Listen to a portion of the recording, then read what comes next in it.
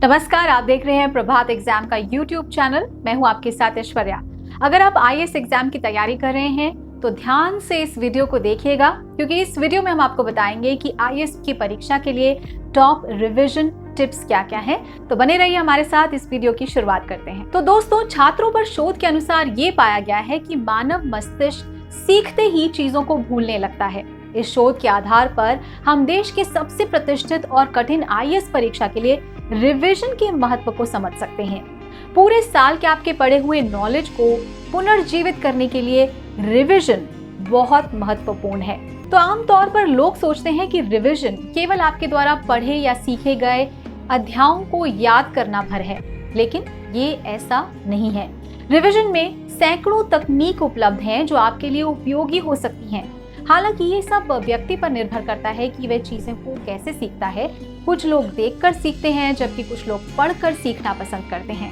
आइए हम आपको परीक्षा में बैठने से पहले एक लास्ट रिवीजन कैसे किया जाए इसके बारे में बताते हैं। तो पहला पॉइंट है, एक शांत और स्थिर जगह चुनें।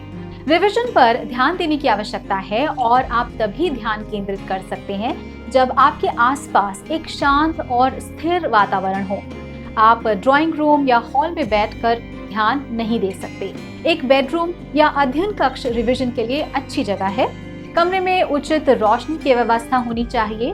पढ़ाई करते समय हमेशा टेबल और कुर्सी पर बैठना पसंद करें। समय देखने के लिए एक घड़ी और पढ़ने के लिए एक टेबल लैंप रखें। दूसरा पॉइंट है, रिवीजन के लिए समय महत्वपूर्ण है। तो शाम को जल्दी से रिवीजन की शुरुआत ना करें।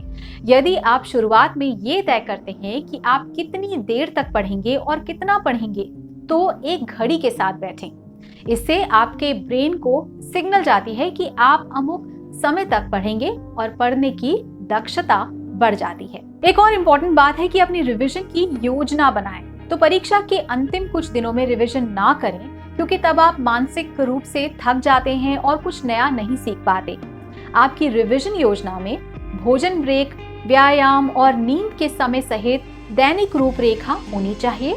इसके अलावा मनोरंजक गतिविधि के लिए भी कुछ समय रखें। फिर अपनी परीक्षा की सही तारीख और समय लिख लें। अपने रिवीजन पर ध्यान केंद्रित करने के लिए आपको ये जानने की आवश्यकता है कि परीक्षा कब और कितने बजे से शुरू होगी। परीक्षा पेपर के प्रारूप की पुष्टि करने के लिए अपने यूपीएससी की आधिकारिक वेबसाइट को देखें। नेक्स्ट पॉइंट है, अध्ययन सामग्री। एक बार रिवीजन योजना होने के बाद सुनिश्चित करें कि आपके पास सभी विषयों के नोट्स, किताबें इत्यादि सामग्री उपलब्ध हैं। अपने नोट्स के माध्यम से पढ़ें और यदि उसमें कोई समस्या आती है तो उन्हें कवर करने के लिए लाइब्रेरी में अपनी पुस्तकों का उपयोग करें। आप अपने दोस्तों के साथ समूह अध्ययन में भी शामिल हो सकते हैं और अपने पाठ्यक्रम पर अन्य लोगों से बात करके ये सुनिश्चित कर सकते हैं कि वे उसी विषय का रिवीजन कर रहे हैं। एक और इम्पोर्टेंट पॉइंट है कि ब्रेक लें। एक रिवीजन योजना बनाएं जिसमें आपके सभी विषय शामिल हों। जब आप अपने रिवीजन की योजना बनाते हैं तो आपको मजबूत और कमजोर विषयों को भी ध्यान में रखना चाहिए, ताकि आप एक बार में सभी कठिन विषयों को ही न पकड़ें। सिर्फ उन्हीं विषयों का प्लान करें जिन्हें आप पूरा कर सकते हैं और पूरा होने पर याद भी रख सकें, क्योंकि ये आपके आत्मविश्वास को बढ़ाता है। सीखने की अवधि 35 से 45 मिनट रखें, अन्यथा आपकी एकाग्रता घटने लगती है। इसके अलावा इस दौरान ब्रेक लेने का भी प्लान बना लें, जिससे आप खुद को एनर्जाइज कर सकें। एक और पॉइंट है कि विभिन्न रिवीजन तकनीकों को अपनाएं। अलग अलग रिवीजन तकनीकों को अपनाने से सीखने में बहुत मदद मिलेगी। रीराइटिंग से मेमोरी प्रोसेस में मदद मिलती है। नोटों को समराइज करें।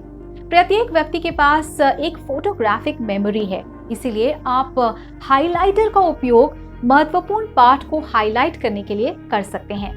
आप अपने मोबाइल फोन पर महत्वपूर्ण बिंदुओं और चीजों को भी रिकॉर्ड कर सकते हैं और कहीं भी उन्हें सुन सकते हैं। इन सभी के अलावा आप अपने विशाल सिलेबस को छोटे टेबल्स, आरेखों, रेखा चित्रों या यहाँ तक कि कार्टूनों से भी व्यवस्थित कर सकते हैं। आप माइंड मैप्स भी बना सकते हैं। तो अब आप सोच रहे होंगे कि माइंड मैप्स क्या हैं? तो अब आइए आपको बताते हैं। तो पृष्ठ के केंद्र में विषय का शीर्षक लिखें और इसके चारों ओर एक वृत्त खींचें। प्रमुख विषय उपखंड को दर्शाने के लिए इस वृत्त से रेखाएं खींचें। इन पंक्तियों को उपखंड के साथ लेबल करें।